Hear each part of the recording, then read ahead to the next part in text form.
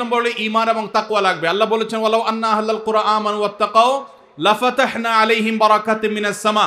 যদি কোনো জনপদের লোকেরা ঈমান আনে, আল্লাহর ভয় অন্তরে লালন করে, আল্লাহ বলেছেন আসমান থেকে বরকতের সব দুয়ার খুলে দেওয়া হবে।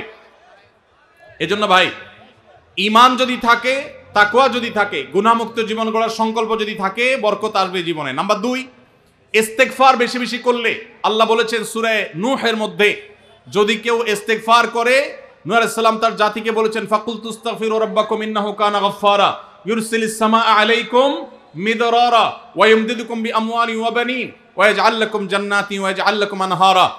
আল্লাহ নবী নূহ আলাইহিস সালাম বলেছেন, আমি আমার জাতিকে বলেছি তোমরা আল্লাহর কাছে ইস্তেগফার করো, ক্ষমা প্রার্থনা করো।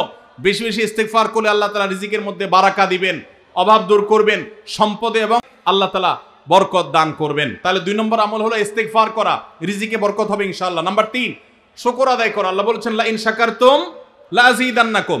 আপনি কোনো কিছু পেয়েছেন, আলহামদুলিল্লাহ বলেন, যা পাইছেন শুকর আদায় করেন, আল্লাহ নিয়ামত বাড়ায় দিবেন। নাম্বার 4, দান সাদাকা করা। আল্লাহ তাআলা বলেছেন ইয়ামহাকুল্লাহুর রিবা ওয়া ইউরবিস সাদাকাত। আল্লাহ সুদকে ধ্বংস করবেন, তবে সাদকা এবং দান এটাকে আল্লাহ তাআলা বাড়িয়ে দিবেন।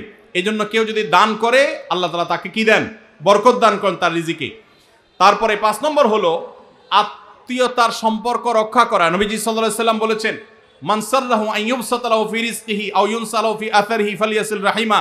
যে ব্যক্তি চায় তার আত্মীয়তার সম্পর্কে, যে ব্যক্তি চায় তার হায়াতে বরকত হোক, তার রিজিকে বরকত হোক, সে যেন আত্মীয়তার সম্পর্কের সাথে সম্পর্ক ভালো রাখে, আত্মীয়দের সাথে, অর্থাৎ রক্ত সম্পর্কে আত্মীয়দের সাথে যেন সম্পর্ক কানেক্টেড রাখে, বিচ্ছিন্ন না করে, তাহলে তার রিজিক এবং হায়াতে বরকত হবে।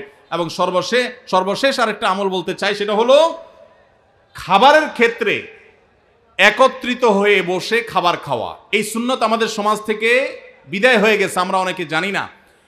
আবু দাউদের একটা হাদিস বর্ণিত হয়েছে, নবীজি সাল্লাল্লাহু আলাইহি সাল্লামের কাছে এক ব্যক্তি বললেন, হে আল্লাহর রাসূল, আমরা খাই কিন্তু অনেক খাওয়ার পরেও পরিতৃপ্ত হই না, পেট ভরে না, খাবারের চাহিদা পরিপূর্ণ মিটে না, কারণটা কি? নবীজি সাল্লাল্লাহু আলাইহি সাল্লাম বলেছেন তোমরা সম্ভবত আলাদা আলাদা প্লেটে খাও, আলাদা আলাদা সিঙ্গেল খাও। তখন নবীজি সাল্লাল্লাহু আলাইহি সাল্লাম বলেছেন তোমরা সবাই একসাথে খানা খাবে, আল্লাহ তাআলা তোমাদের খাবারে বরকত দান করবেন। একসাথে খানা খাবে এবং বিসমিল্লাহ বলে খাবে, এই 2টা কাজ করলে আল্লাহ তাআলা তোমাদের খাবারে বরকত দান করবেন। এজন্য ভাইরা, বাসা বাড়িতে এক প্লেটে, স্বামী স্ত্রী 2 জন আছেন, এক প্লেটে খাবেন, বাচ্চাদেরকে নিয়ে বড় প্লেট নিয়ে খানা খাবেন, এটা সুন্নত। নবীজি সাল্লাল্লাহু আলাইহি সাল্লাম উৎসাহ দিয়েছেন, কিন্তু আমাদের সমাজ থেকে এটা এখন হারিয়ে গেছে, নাই বললে চলে। আমরা সবাই যার যার মতো খানা খাই। এজন্য এই কাজটাও আমাদের আমলে, আমাদের রিজিকে, আমাদের হায়াতে বরকত এনে দিবে ইনশাআল্লাহ।